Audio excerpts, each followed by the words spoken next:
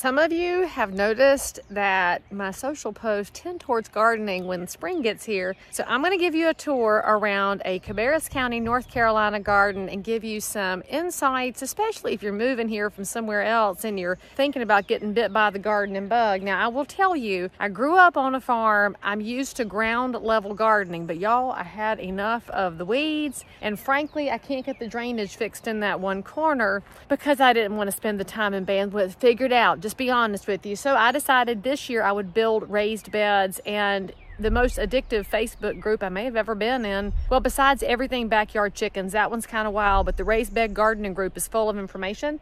So you can dig in and start doing some research. I built these with a plan that I will give you the link to. This lady sells this plan for $5. It's easy to put together. It took me a couple of afternoons after work. They're made out of cedar fence posts, so they're going to be resistant to pests. They should hold up fairly well. And here's what I liked the best. It's got this nice little edge on it. See right here? It's wide enough to sit on and take a spell and look at your wonderful bounty, or to set down your tools and things while you are working in your garden. So I built a deep one too, doing a lot of research. The deeper the bed, the harder it is for the weeds to spring up from the bottom. You just have the ones the birds spring upon you. And then I left enough room in between because I know it might surprise you, but I'm medium aged and I want to have room to get down here with a wheelchair one day if necessary, so that I can enjoy my beds for a long time, which was another reason to build them higher, so that as I age, I can use my raised beds. So let me give you a couple of insights on, first of all, we'll start with ground level gardening so you will know what you can do when you move to Harrisburg, Concord, Kannapolis, Mount Pleasant, Midland, North Carolina. Frankly, most of the Piedmont, but I just focus mainly on Cabarrus County. You've seen our dirt, and you might be familiar with the fact that we have red clay here.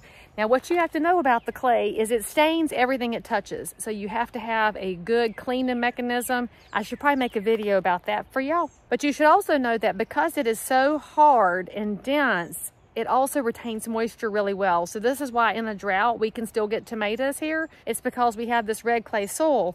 It's just a pain in the tail to work with. It's not soft, it's not pliable, you have to till it up. And there is a way to make your red clay North Carolina soil more productive for your plants and frankly, less of an aggravation for you. And that's to do what we call amend the soil. Now, I'm not talking about good amendments like what we need for the Congress. We need term limits, let's just say that out loud. But in addition, how do you make your soil better for your garden, for drainage, to keep the pests down and make it better? So you start with your red clay, get it all tilled up so you can get any existing weeds out of it. And then I've got a load of raised bed soil here. Now mine came from this nice young man locally that I found on the Facebook marketplace, which my kids told me that's where people buy things. And that's where I found this nice man. This is all organic. It is his compost soil. It's, you know, non-GMO and all that stuff. A lot less expensive than the big box hardware stores, and I know where it came from.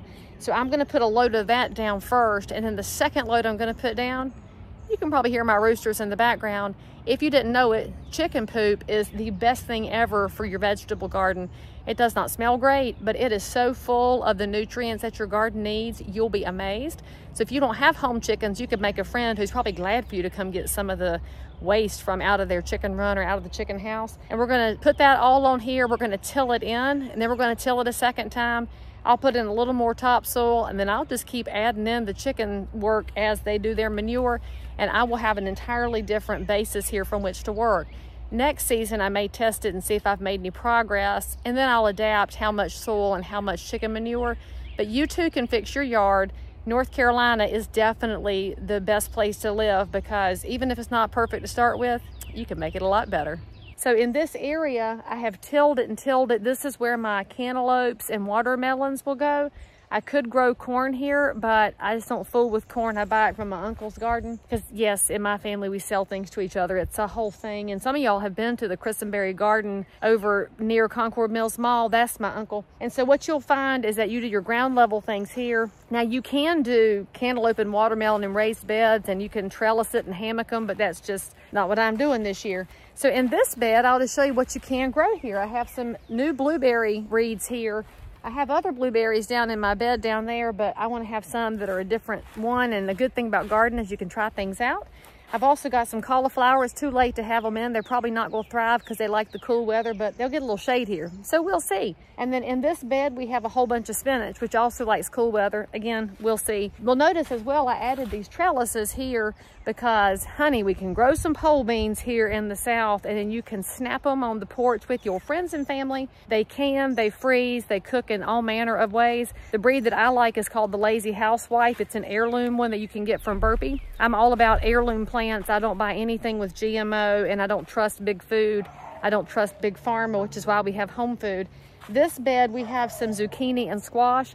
It's a requirement if you're in North Carolina that you learn to grow zucchini and squash, because you will have so much you have to give it away, and then you will become a ninja at night and you will sneak attack and leave vegetables for your neighbors because it's the kind thing to do. I've also got a couple of raspberries here. Again, that's another test garden thing.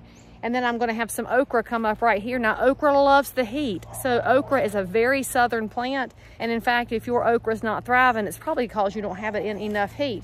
This bed is my pepper bed. I love me some peppers. I've got some California Wonders. They're a green bell. They grow really well here. And there's also some Keystone resistant giants. And we've got some reds, some yellows, some purples, because the color on your plate makes a big difference. Rainbow friends. And you're also going to see more of the pole beans come up here. It's going to be so beautiful. You might want to have a wedding in my garden, and I could officiate because I have my paperwork for that. So let's discuss later. If you move to North Carolina, I won't just be your realtor. I could officiate your wedding. And everybody I've married is still together, so I've got a really good track record. And then this bed is the holy grail of southern things that you will grow when you move to Concord or Harrisburg, North Carolina, and that is tomatoes. Because we all know that hothouse tomatoes are pointless. You have to have a hot one from the sun because that's where the flavor is good for your tomato sandwich.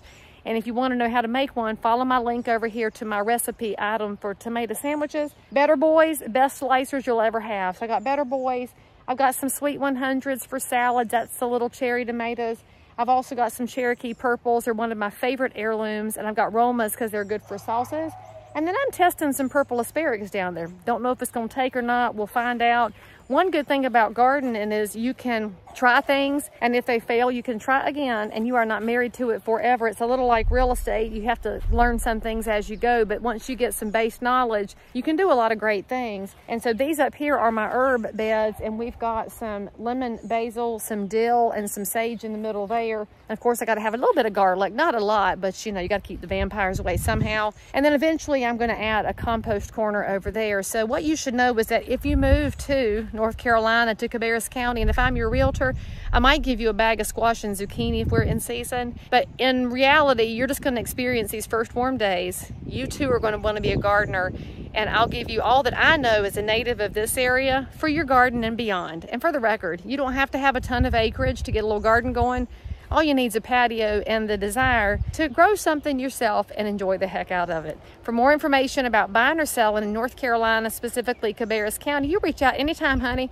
And if you want to give me advice on my garden, you can drop it in the comments, and I might ignore you because I pretty much garden in the vein of Sue and Myrtle, who raised me, and I'll be glad to give you some of their advice too.